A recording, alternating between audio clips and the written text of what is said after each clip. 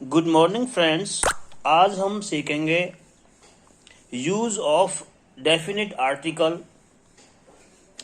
और definite article होता है दी। दी का इस्तेमाल उस नाउन से पहले किया जाता है जो निश्चित है या उसकी बात पूर्व में की जा चुकी है, इसलिए इसे डेफिनेट आर्टिकल कहा जाता है। डेफिनेट आर्टिकल किसे कहते हैं, ये इसकी परिभाषा है। द का इस्तेमाल उस नाउन से पहले किया जाता है जो निश्चित है या उसकी बात पूर्व में की जा चुकी है, इसलिए इसे डेफिनेट आर्टिकल कहा जाता है। इस बाबत हम एग्जाम्पल लेते हैं, अच्छी तरीके से समझ में आएगा हमारे में। सम रूल्स अबाउट इट, इसके बारे में कुछ नियम हैं और नियम हर चीज का होता है। हम एक एग्जाम्पल ले लेते हैं। Once upon a time there lived a king, the king was very क्रूर, one day he met an old man, the old man was very weak. देखिएगा, जब पहले वाक्य में once upon a time there lived a king, एक राजा की बात कही गई है, कहा गया है कि भाई एक बार एक राजा रहता था। अब ये बात निश्चित हो गई, द किंग वॉज वेरी क्रूर, ये बात निश्चित हो गई कि भाई जो राजा है, जो पहली पंक्ति में जो राजा है, ये वही राजा है जिसके बारे में कहा गया है कि वो एक निर्दयी राजा था। तो मेरा कहने का मतलब ये है, आपको समझाने का मतलब ये है, once upon a time there lived a king, अगर इस तरीके से होगा तो ए का प्रयोग होगा। लेकिन अब जब ये निश्चित होगी बात, एक भाई हमें उसी राजा के बारे में बात करनी है जिस राजा के बारे में पहली लाइन है, तो द लगेगा, द किंग वॉज वेरी क्रूर। इसका मतलब ये बात निश्चित है या उसकी बात पूर्व में की जा चुकी है। मतलब किंग की बात हम पहले लाइन में कर चुके हैं और किंग की बात हम फिर दोबारा कर रहे हैं, इसलिए हमने द का प्रयोग किया है। नेक्स्ट देखिए, one day he met an old man, एक दिन वह एक बूढ़े आदमी से मिला। अब अगर हम बूढ़े आदमी की फिर बात करेंगे तब हम द का इस्तेमाल करेंगे। The old man was very week, बूढ़ा आदमी बहुत ज्यादा कमजोर था। एक और एग्जांपल लीजिए, the man in white shirt is my brother, यानी कि जो आदमी सफेद शर्ट में है वह मेरा भाई है।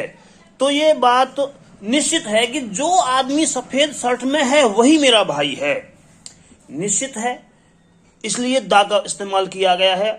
यहां पे द मैन विशेष चीज है, the man is in white shirt is my brother. तो ऐसी कंडीशन में हम द लगाएंगे, यहां पे हम ए का प्रयोग नहीं करेंगे। अगर हम ये कहें a man in white shirt is my brother, that is wrong. हमें इस्तेमाल करना है यहां पे दी का, the man in white shirt is my brother. ऐसे बहुत सारे जो क्वेश्चंस आपको मिलेंगे जिनमें आपको द का इस्तेमाल करना है, लेकिन एक कॉन्सेप्ट के रूप में हमने एक एग्जांपल देकर के आपको क्लैरिफाई कर दिया है कि यहां पे हम द का इस्तेमाल करेंगे।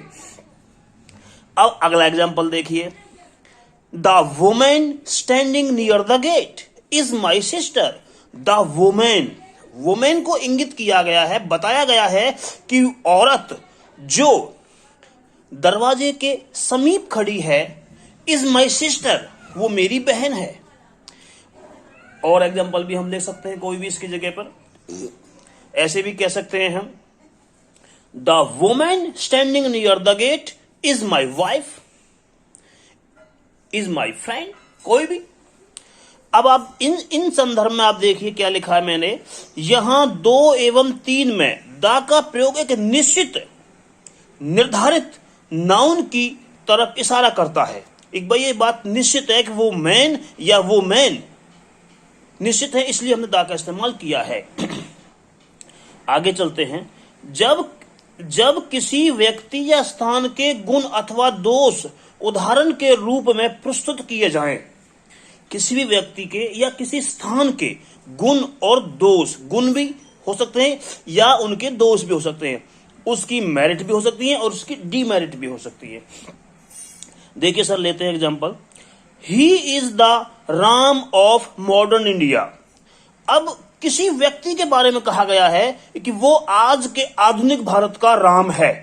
इट मीन्स उस आदमी के अंदर इतनी वर्च्यूज हैं, उस आदमी के अंदर इतनी क्वालिटी है कि वो आधुनिक भारत का, आज के भारत का अगर उसको हम राम कहें तो अतिशयोक्ति नहीं होगी, तो गलत नहीं होगा। इसलिए द का इस्तेमाल हुआ है।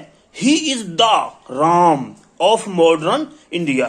यूजुअली आप देखते होंगे नाम के आगे दा नहीं लगता, लेकिन यहाँ पे विशेष तौर से समझाया गया है आप लोगों को कि गुण अथवा दोष अगर का उदाहरण दिया जाए तो वहां पे हम दा का इस्तेमाल करेंगे।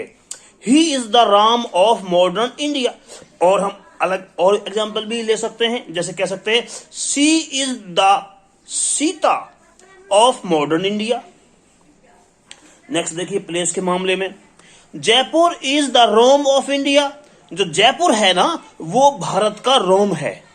रोम एक फेमस जगह है, ये गुण है जगह का, और उसमें भी ऊपर वाले में भी वो उस व्यक्ति का, उस व्यक्ति विशेष का वो गुण है कि वो आधुनिक भारत का राम है। आगे चलते हैं। राज्यों के नाम के साथ आर्टिकल का प्रयोग नहीं होता। राज्यों के नाम के आगे आर्टिकल का इस्तेमाल नहीं होता, लेकिन एक अपवाद है, द पंजाब। अगर पंजाब आता है तो उसके साथ हम दा का इस्तेमाल करते हैं। किसी भी देश के नाम के साथ आर्टिकल नहीं लगता। कोई भी किसी देश का अगर नाम है तो उसके साथ आर्टिकल नहीं लगता, लेकिन यदि देश के नाम में यूनियन, यूनाइटेड, रिपब्लिक या किंगडम शब्द आए तो आर्टिकल दा का प्रयोग करें। ये बात आपको नोट करनी चाहिए। अगर यूनियन, यूनाइटेड, रिपब्लिक या किंगडम शब्द आए तो आर्टिकल का दा का इस्तेमाल करें। और कुछ आगे देखिए, जैसे the Soviet union, the United states, the Irish Republic. कुछ और शब्द जहां दा का प्रयोग होता है, जहां दा का प्रयोग होता है, नदियों के नाम, the Yamuna, the Ganga, the Godavari, the समुद्र के नाम, the Arabian sea, the Caribbean sea, महासागर के नाम, द इंडियन सी, ऐसे ही बहुत सारे सागर, महासागरों के साथ दा लगेगा। अगर द्वीप समूह की बात आए तो दा का इस्तेमाल करेंगे हम, द लक्षद्वीप, द अंडमान निकोबार द्वीप समूह। भौगोलिक पिंड के नाम, द सन, द अर्थ। दिशाओं के नाम, द ईस्ट, द वेस्ट। खाड़ी के नाम, बे ऑफ बंगाल। रेगिस्तान के नाम, समाचार पत्र के नाम। पवित्र ग्रंथ के नाम, ऐतिहासिक इमारतों के नाम, रेल हवाई मार्ग के नाम, वाद्य यंत्र के नाम, धार्मिक समुदायों के नाम, व्यक्ति पद से पहले, द चेयरमैन, द डायरेक्टर। सशस्त्र बल के साथ, द आर्मी, द पुलिस। खेल की ट्रॉफी एवं कप के नाम के साथ, द वर्ल्ड कप। और ऐसे कुछ वर्ड शब्द ऐसे भी हैं जिनके साथ हम किसी भी आर्टिकल का प्रयोग नहीं करते। महीनों के नाम हैं उसमें, जून, जुलाई, ईटीसी का मतलब है और सारे, ये मत समझना कि केवल जून जुलाई की बात की है यहाँ पे। दिन के नाम है, विषयों के नाम है, मार्ग के नाम है, भोजन के नाम है, भाषा के नाम है। आदतों के साथ, खेल के नाम के साथ, झील के नाम। अच्छा, नाउन कंप्लीमेंट के पहले या और अपॉइंट, मेक, इलेक्ट, सिलेक्ट के साथ आर्टिकल्स का इस्तेमाल नहीं होता। दे इलेक्टेड हिम, अगर हम दा लगाएंगे द प्रेसिडेंट तो ये गलत हो जाएगा। दे इलेक्टेड हिम प्रेसिडेंट। आशा करता हूं आपको ये वीडियो पसंद आई होगी। अगर आपको ये वीडियो पसंद आई है और आपको ये कुछ लाभ दे सकती है, चाहे आपका कोई भी क्लास से आप बिलोंग कर रहे हैं, 8 से लेकर के 12 तक, या आपको कोई भी कॉम्पिटिटिव एग्जाम फेस करना है, चाहे वो एचएससी का हो, चाहे एचपीएससी का हो, चाहे वो सेट का एग्जाम हो, चाहे एस्टेट का एग्जाम हो, और किसी भी स्टेट में कोई भी कॉम्पिटिटिव एग्जाम होगा तो ये बातें आपके सभी एग्जाम्स में लाभकारी रहेगी। आशा करता हूं अगर आपको ये वीडियो पसंद आई होगी। अगर आपको पसंद आई है और आपको लगता है कि भाई ये आपके अपने, आपके दोस्तों के, आपके बच्चों के, आपके मित्रों के, आपके रिश्तेदारों के काम आ सकती है, तो please like and share it and subscribe.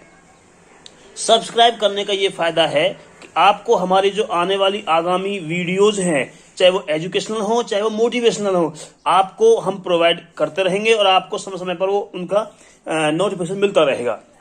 जय हिंद, जय भारत।